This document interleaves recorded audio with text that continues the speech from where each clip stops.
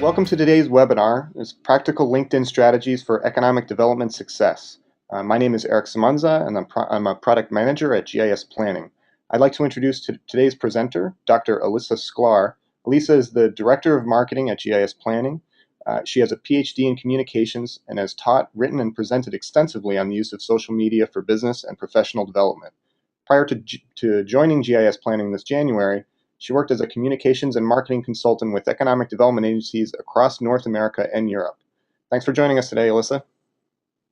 Thank you very much, Eric, and thanks to all of you for joining us here at GIS Planning at the webinar on Practical LinkedIn Strategies for Economic Development Success.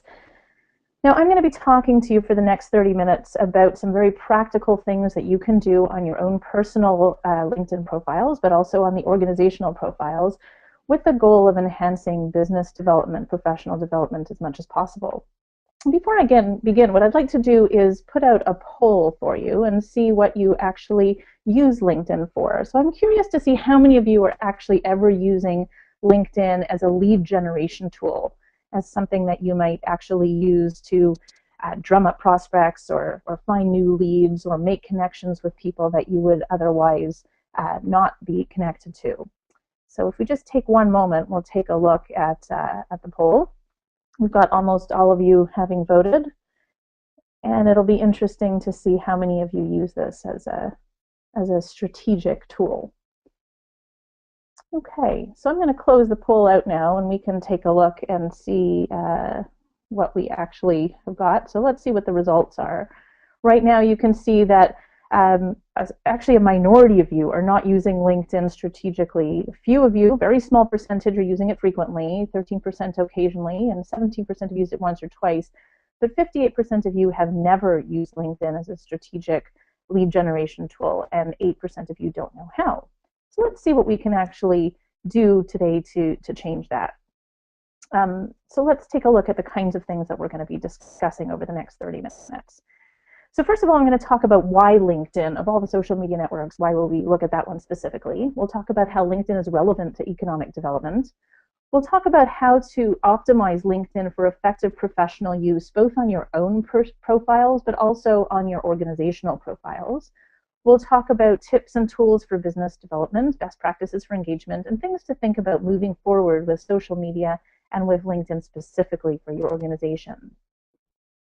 So social media for professional development typically means using it in one of three ways. And the truth is that most people tend to use it the first way, which is for communication.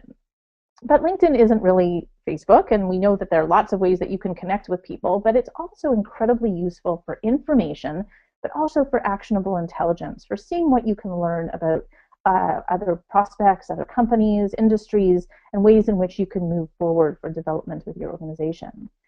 And the truth is that from the outside, an organization can seem a little bit like a monolith, kind of like a closed institution. But really, it's about personalizing the organization. And LinkedIn is a really excellent way to show some of the depth of skills, abilities, and specialized knowledge that the people in the organization bring to their jobs. And so that's really quite important. Now let's take some look at some useful facts and figures about LinkedIn. LinkedIn is cited by users as the most important social network account that they have, and that makes sense because it's really the one that is most specifically devoted to use for professional reasons. We also know that LinkedIn is the 12th most visited website across the globe, so there's absolutely no question about its immense popularity. In fact, it's the most popular professional network on the internet, and they've recently promoted they're reaching 200 million members across more than 200 countries. And in fact, in the US, there are more than 70 million LinkedIn members. We also know that 25 million LinkedIn pages are viewed every single day, with 5 billion people searches by the end of 2012. And from an economic development perspective, it's interesting to see which industries are the most represented on LinkedIn. Not too surprisingly, information technology and services is the most represented, with financial services following, then higher education, computer software, and telecommunications. In fact, in my experience as a social media consultant, what I saw is that consumer-oriented businesses were more likely to be on LinkedIn, to be using social media for professional development, business development generally. But B2Bs, or business to business oriented organizations and government agencies, were lagging behind a little bit, but definitely moving forward in this direction. So it's definitely a place to be if you want to make connections. Now, the number one question that I got when I was working with economic developers in terms of their social media use was, how do we know if it's relevant? How do we make it relevant to the work that we do every day? In fact, there's a number of ways that we can do that. First of all, LinkedIn is a phenomenal place to establish thought leadership. What does that mean? It means that we want to think about establishing ourselves as experts on the issues and the topics that are of importance to you in your job, both in your location, but also broadly throughout economic development. And we can do that with updates and with connections. The second way in which it's obviously relevant is what we call online content curation. And much the same way a gallery owner or a curator in a museum would pick and choose specific artworks that they would want to showcase, you're going to want to pick and choose specific links to articles, blog posts, comments, submissions to groups, updates, and things that are relevant to your professional life, but also to the organization that you're representing. And you're literally putting those things together. The example that I'm going to give you for this is from the Wisconsin Economic Development Corporation. And this is a screenshot of part of their organizational profile page on LinkedIn. And you can see from some of the updates that they've shared recently that they're curating literally a number of different sources that might be of interest to people. So at the top, we have an article from biztimes.com. Then we have some information from about their water hub. And then below that, we have some information from the WEDC themselves. And if you continue down through the updates on their page, you'll see that what emerges is a kind of collection of interesting and important pieces of information and resources for their location and their community. Now, LinkedIn is a network of channels of valuable information on new issues, breaking news, emerging trends, and that sort of thing. So in terms of information gathering, this is really useful in economic development because it helps us pick and choose the sources of the information that we want, that are relevant to us, and use it literally as a place to gather all of that together in ways that are significant to us. The other thing that we can see is that it's useful for establishing expertise online, and this is kind of what I was talking about before, so I do think that's really, really quite critical. And we want to make sure that we're getting those updates out there. Now, LinkedIn is really an important place to further client relationships for customer management, because this is a place where you're going to want to connect with the businesses in your area, with your colleagues, with other people who are in the industry, with prospects, site selectors, for example. And this is a great place where you can engage with them both by commenting on their posts, liking things they've put out there, putting up information that may be relevant to them, sharing information that they themselves might have posted, and basically keeping that relationship kind of warm and engaged. And of course, in terms of actionable intelligence, we'll look at identifying new prospects. I'm going to show you in a few minutes an advanced search functionality that we could use to do that. And of course, we also want to think about ways in which we can see what's new with the people that we care about. So those may be competitors or clients, colleagues, thought leaders in our industry, and we want to know what's happening with them so that we can understand how it's relevant to us. We can use LinkedIn to warm up new business prospects through contacts. So before you go to a conference, if you know there are some people that you want to meet, it may be a place where you can introduce yourself. It may be a place where you can follow up with them afterwards. You can ask for introductions and referrals, and I'll be touching on that again later on in the webinar. As we said, leveraging power of introductions, referrals, and recommendations from existing clients is really critical. In fact, our clients can literally, the businesses in our location and the people that we work with can be ambassadors for our organization. And it's often just simply a matter of asking them and explaining to them how you might want to have an introduction made, or if you want them to just acknowledge online that they've been very happy with your product or your service or your location, or that something in fact has happened there. So getting them to communicate that in a public way on LinkedIn is extremely valuable. Let's take a look at some other specific tips on getting LinkedIn to work for us. So one of the interesting things, of course, about social media is that it's so relatively new that it's hard to understand what the best practices are. But there is an emerging best practices that we can keep an eye on. I just wanted to remind you, by the way, that if you have questions, you can type them in the question box. We've got Eric on hold, and he will be able to address them during the course of the webinar. Although the webinar itself is 30 minutes, I'm going to take any additional questions at the end. So if you want to stick around with that, I'm happy to do that. And of course, you'll be invited to communicate with me afterwards. So let's get back to the best practices. We know that organizations should be optimizing their company profile. That's very important. And we can also be optimizing your personal profile, and there's some ways that we'll do that. I'm going to take a look at that in a minute. We're going to offer clear, accessible social media policies to employees with suggestions and templates. And one of the ways that you can do that is just to Google employee social media policies, and you will find, in fact, that there are a lot of great suggestions online that you can use to guide your employees. You can share updates on your organization's profile with links to improve SEO. Now, SEO is search engine optimization, and it's a very complicated business. There's a lot of things involved in SEO. One of them, of course, is keywords, and another one is making sure that there are links back to the website. This drives traffic back to your website, but it also helps to improve your appearance in the search rankings. So anytime you put an update on LinkedIn or any other social media tool, a blog, Twitter, Facebook, and you have a link back to your website, that counts as a backlink when it comes to SEO. So that's an important thing that we need to think about with our updates.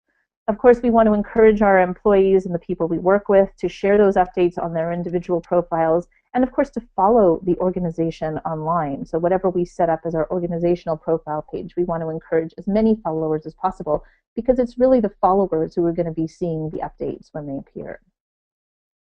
Let's take a look at how we optimize our profile pages. So the easiest way to do this is to go to the free site adwords.google.com. This is the Google AdWords keywords tool. And I'm going to show you very briefly a way in which you can use this free tool, even if you don't have a Google account, to find the keywords that are most likely to work for you. Now, in this case, I've entered 4 different terms that you often see in economic development, and we'll take a quick look at what the results look like. So we know, first of all, that when we put them in, we're going to get some information about competition, and that tells us how many other websites out there are also using these exact same terms. In this case, the competition is low. But in fact, we want to keep an eye on that, because if it's medium or high, we might choose to use another term instead there's less competition for that term. The next column, we're going to see there's global monthly searches. And in this column, we can see that economic development is far and away the most popular term that people are using out of the 4 to search for information. Foreign direct investment, however, is coming out as a much better choice than business attraction. And these are things that we want to know about on our websites, but also on things like LinkedIn and our descriptions and profile pages. Finally, the last column tells us about local monthly searches. And this will be of relevance to you if you're posting information that's important to your region or your location. If there's specific terminology that people are using, this would be the column to look at to see if there are different words or terms that might be more appealing to them. All right, let's talk about ways in which we can complete the main categories in your profile. And this is important on your personal profile, but also on the organizational profile. It does make sense that the more complete your profile is, the more likely you are to turn up at the top of the search rankings when people are looking for things. So here's an example of my LinkedIn profile, and you can see that there is information about where I work, where I live, where I've worked in the past, education, and then there's all this contact information on the bottom, so that if people want to get in touch with me through our website or through email, they're able to do so. On the right-hand side, you'll see that there are many options to customize your public profile, and this lets you determine what will be visible to anyone who wants to search you through Google. So if you want to keep certain things private, this is the place where you can actually tick those off and make sure that they are or not visible. Now, using the Google AdWords keywords tool that I was talking about before, we can then optimize the key terms in our description, in our job summary, our title, and the skill section so that we are making sure we're enhancing searchability. A couple of other things to think about. We want to make sure that we keep our account information and titles current and updated. So if you're promoted or you switch to another organization, you always want to keep that reflected on your LinkedIn profile. Furthermore, LinkedIn, as we said before, unlike other social media networks, is really a professional place, and we want to make sure that our updates are always professional in tone, that the picture we use is a professional shot and not one that we've cropped from a family photo. Finally, you want to make sure that we correctly cite company or organizational names, because when we write those into LinkedIn, LinkedIn automatically creates a link back to those organizational or company profile pages. And so if we've got the spelling wrong, or if we're using a comma where there was no comma, or an ampersand instead of the word and, then we won't be able to link back to those pages, and those pages won't include us in their analytics. When you're putting your profile together, they now have the option for skills and expertise, and there are many that you can choose from. You can select them on your profile, and people are invited to endorse you. They can also add additional skills and expertise that you might not have included. This is a really nice way to improve that kind of communication. And in fact, what you'll see is that it's an indication of the way that LinkedIn is moving from an electronic Rolodex to a true social media network by encouraging this kind of contact. Now, when somebody endorses you, we usually say that it's nice to give them a thank you. It's not absolutely necessary for endorsements the way it is for recommendations, but it's never inappropriate to thank people, of course, or to go over their website and see if you can endorse them on their profile page. Next, I'd suggest that you customize the LinkedIn URL and your website information on your profile. So to do this, you want to go to the Profile drop-down menu and choose Edit Profile. You will see that there is an option there to customize your public profile URL. And in doing so, you can take away the stream of nonsensical numbers or meaningless numbers that LinkedIn automatically generates, and you can put your name in instead. This really improves your appearance in search rankings, makes it more likely someone will find you, but it also is much more meaningful, and it just looks a lot better. So you'll see that button is right over there. And here's an example of Anatolia Ubalde, the CEO of GIS Planning, and you can see over here where he has customized the URL on his profile as well. Now, it's very important on LinkedIn, if you're concerned about improving your appearance in search rankings, that you consistently post updates. So that means that you're choosing information or news that's of value for updates. And I know for many people on social media networks, it can be a source of some anxiety or concern of where do we get the information. I'm going to get to that actually in a moment. But it's really important to recognize that the search algorithm on LinkedIn takes into account how often you're posting updates and what kind of user you are. And they've found that if you're posting at least once or twice a week, you will make a big difference in terms of your appearance in the search rankings. Now, for those of you who are GIS planning clients, you will notice that your Zoom Prospector Enterprise application for your location is a fabulous constant source of new media content, new social media content. So, for example, every day you could post a featured site or property or a building of the day with a link back to it. You could feature a local business with a link back to their website, which will certainly make them happy. You can search for interesting demographic or industry data and post snippets of that from Zoom Prospector Enterprise onto the LinkedIn update. So you could talk, for example, about education or income or other kinds of demographic and industry information. It's just a phenomenal source. And of course, you can post images of heat maps showing different kinds of features of your location and the communities. When it comes to LinkedIn updates, there's a few things to think about. First of all, the updates remain on your profile for 30 days. And practically, updates are really only viewed in one of two ways. One is if someone is following you or connected with you or following your organization, then they will see your updates in their newsfeed when they check in. Or else they can see the updates when they actually check the profile or click on the organizational profile. So as we said, we want to post content with professional relevance only. And we really want to encourage you as much as possible to like or share important updates or postings from your clients, your colleagues, your prospects, and your organization. Each time you do that, you share that with a whole new set of contacts which are your own. And it's considered really a kind of netiquette, good etiquette to do that for people. And it's really a nice way to engage. Now, when it comes to actionable intelligence, let's take a quick look at ways in which you can mine company profiles for intelligence. And the example that I have here is the Economic Development Agency for Quebec, Investissement Québec. And what I've done here is I've gone over to their organizational profile page, and you can see at the top here, if I clicked on home, I would get a description of what it is that they do. Over here, if I clicked here, we would get more information about their suite of services and products. And right now we're clicked over on the Insights page. So there's a number of things that we can see here. We can see who their employees are with new titles. We can see where their employees have come from.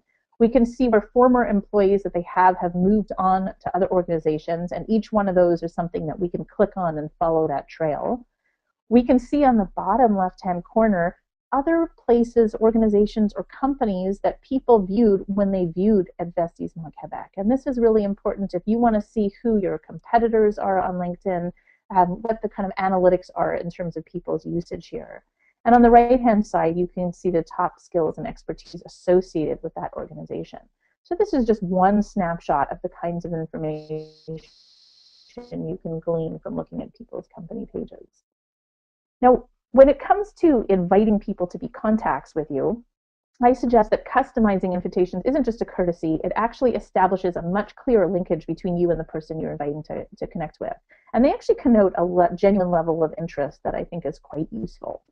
So what do I do to personalize? Keep it short. In fact, LinkedIn limits the number of characters that you can use. You want to add a greeting with their actual name. Mention how you met them, if it was a conference, if it was through somebody else. Keep it brief, indicate, why you'd like to connect with them and how you think it can be mutually useful. And note that you can't actually put any links back to your website or any attachments in an invitation. It really is meant to be a very simple thing.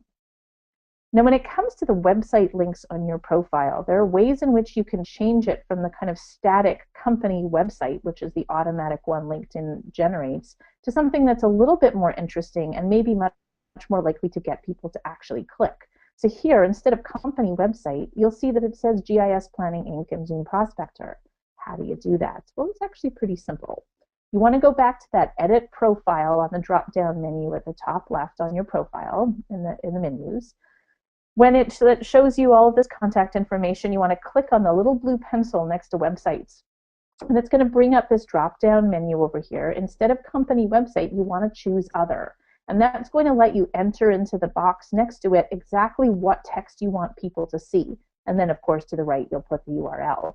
And that means people are much more likely actually to come over and visit you because it just seems much more interesting and informative than clicking on company website. And when you meet people at conferences or through meetings or through colleagues or through clients, you want to make sure that you coordinate those offline contacts with your online LinkedIn contacts. Usually a good idea to try and connect with people within a day or two after you meet them, maybe a week afterwards when your name is still fresh so you can remind them where you met. And that way you have this kind of online database that you can use to refer to when you want to look at these different connections. Now, it is possible to categorize your contacts. You can name them as colleagues, prospects, clients, etc. And LinkedIn offers a handy little tool called InMaps that lets you visualize your connections and identify areas that need to be filled in.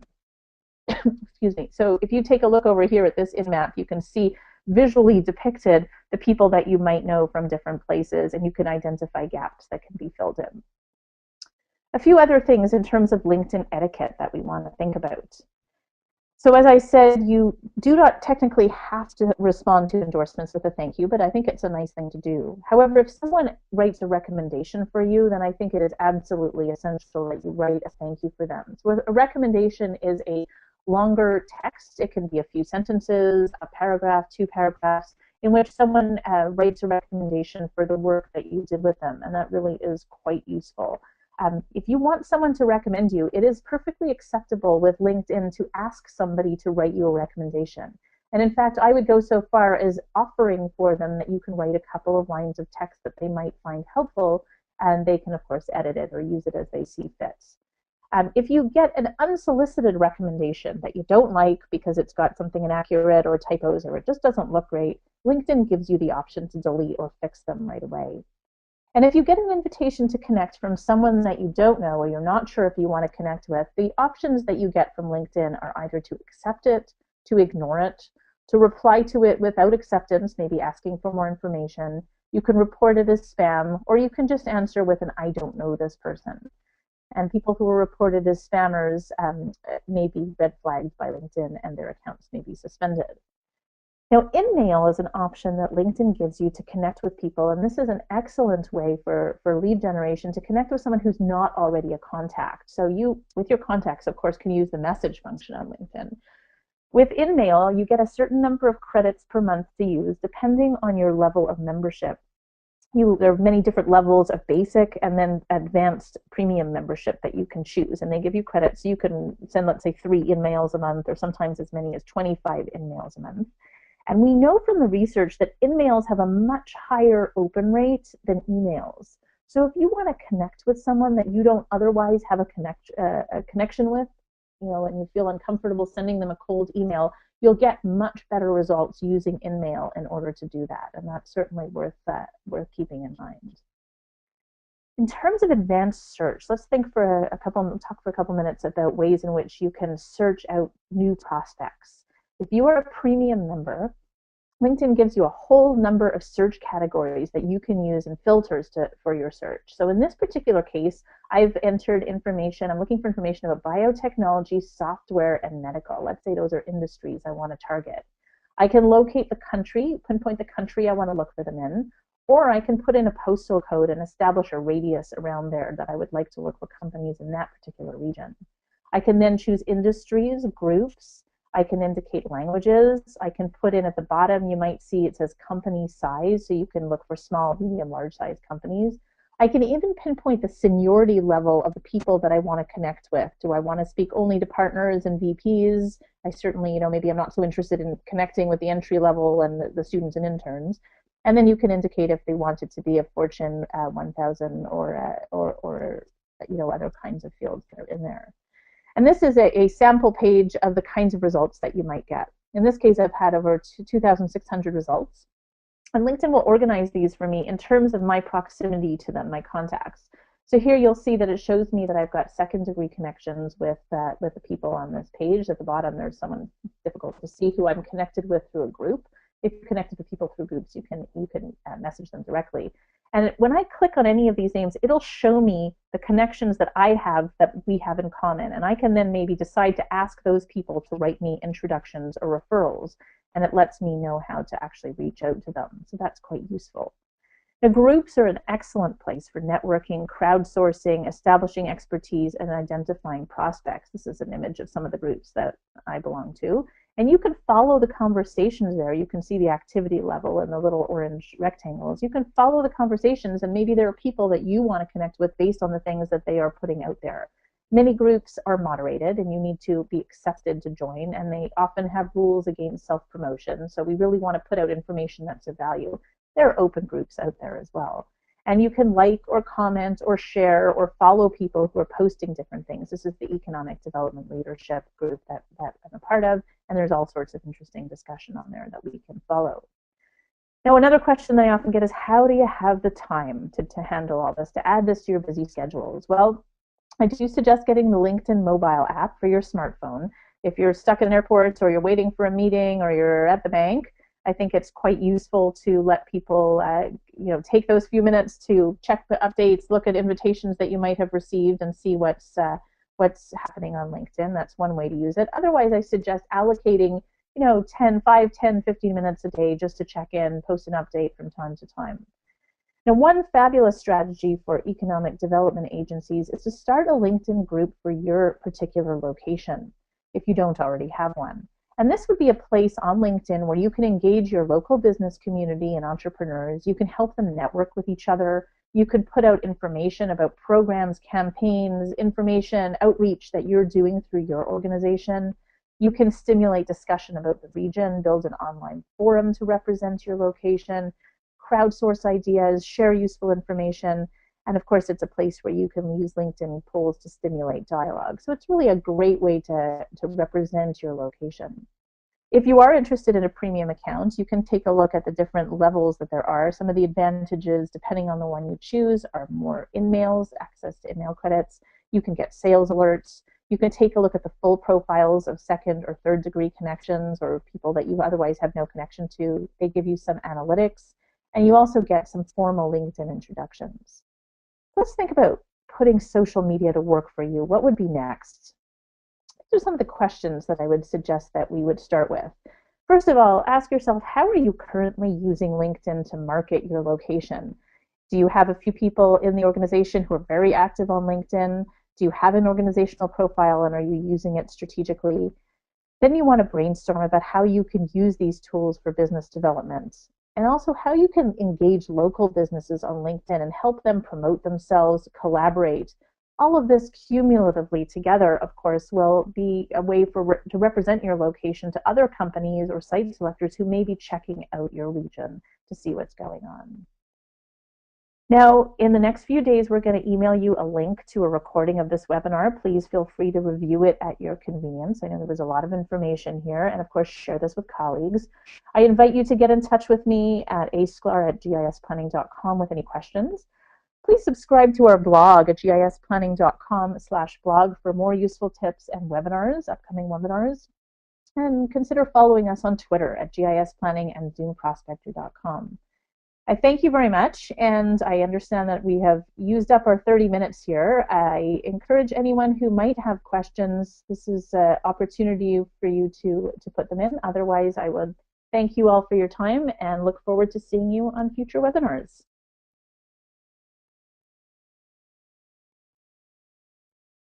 So let's see if we have any questions. Okay, let's take a look at one over here. If we establish an organizational page, not just a personal profile, are we able to send InMails on behalf of the organization as opposed to from your personal profile? That's an excellent question. In fact, the answer is no. You can respond comments through there, but it will always be personal comments or InMails, which is the specific question that you're asking here. InMails come from specific people. Part of the reason for that is that LinkedIn has us pay for those InMail credits, and so they would come from the person representing your organization. I hope that answers the question that you had here. Let's take a look at another question that we've got. Can you talk about monitoring who is viewing your profile? That's an excellent question. It isn't something that I mentioned, but it is useful to know that you, depending on the level of premium account that you have, it is actually possible to see who has been viewing your profile. Now, for example, if you're a first level premium account holder, you can go on and you will see most of the people who has been viewing your profile. Sometimes it'll just say a LinkedIn member, and sometimes it'll say someone from this specific industry. If you click on that, it'll give you many profiles, and sometimes you can kind of guesstimate at who that might be. If you have more expensive and more elaborate levels of premium membership, then you are able to see the full profiles of everybody who has viewed you. This is actually kind of important. I'm glad you asked this question because it's also useful for those of us who are using it to look for prospects and other clients. They may be aware that we're viewing their profile. And anytime I see a little golden either premium LinkedIn badge next to their name on their profile page, then I usually assume that they probably are paying attention to who's watching their profile. I certainly do, and it's great. It's a great way to make connections with people and to start conversations. Thank you for those two questions. I don't know if we have that. You're welcome. Thank you. Are there any other questions? I certainly am happy to make myself available. Oh, I see another one over here. Let me take a look at that. I'm in several economic development and site selection related groups, and the level of discussion has dropped quite noticeably over the past 6 to 8 months. Is this LinkedIn fatigue? And if so, how can we keep you folks engaged? Now, that's an excellent question. I have to say, I guess it depends on the group that you're in. I haven't noticed a lot of what you describe as LinkedIn fatigue, although I do like that concept. I can see how people would just find social media sometimes to be very time consuming. And I think that the level of discussion is really what's most important. You know, if you're engaging people with information or issues that are really relevant to what it is that they're doing, giving them practical, useful information, communicating, you know, what's happening in your location, programs, strategies, campaigns, new information, then I think that's one way to do it. But I do understand what you're saying. There are definitely places where that, you know, that level of engagement has dropped, and in those groups, maybe I would consider looking for some other places. Any other questions? Okay. Oh, wait, I see one more has just come in. Is there any data that shows the impact of social media on site selection? That's a really excellent question. I haven't seen the impact of social media on site selection specifically, but that's a really interesting topic. I'm going to make a note of it because I'd like to look into that, and if I find anything, I'll blog about it in coming days. We do see data on the impact of social media for lead generation, and that's kind of certainly a broader and more general question. In terms of the impact of social media for its utility and lead generation, LinkedIn emerges far and away as the most useful, the most kind of quantifiably useful way of generating prospects, keeping in touch with them, staying top of mind. Facebook certainly less so in terms of our utility in economic development. Twitter to a lesser extent. Twitter is an excellent place for information and actionable intelligence, but and for engagement, but not so much for lead generation. And then the other one, in addition to LinkedIn, that I certainly would take a look at is blogging. I think blogging is a very, very useful way to keep people engaged in your community and to provide that information. Let's see. I believe we have one more question. Ideas for getting the wow factor from users rather from the old self-promoting comments. Excellent. That's a great question. Thank you for putting that in there. I have to say that to me, it's all about the quality of the information that we're putting out there. And I'm much more interested in seeing and engaging with people who are putting out really useful things.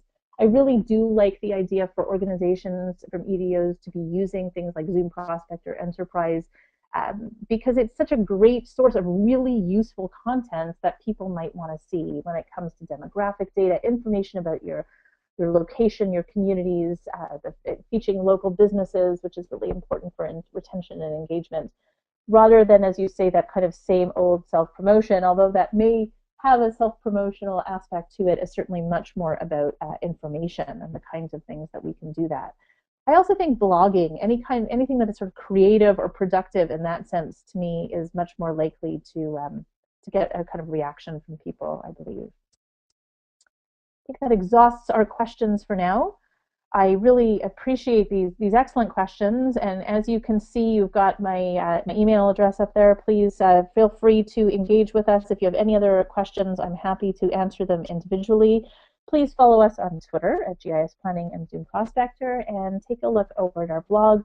I will be doing some upcoming webinars on some other ways in which we can use social media tools practically for economic development. I'd like to look specifically at Twitter and at blogging. If you have any other ideas or suggestions for topics that are of interest to you, then please don't hesitate to get in touch, and I'll be happy to look into that. Thank you very much, and have a wonderful day.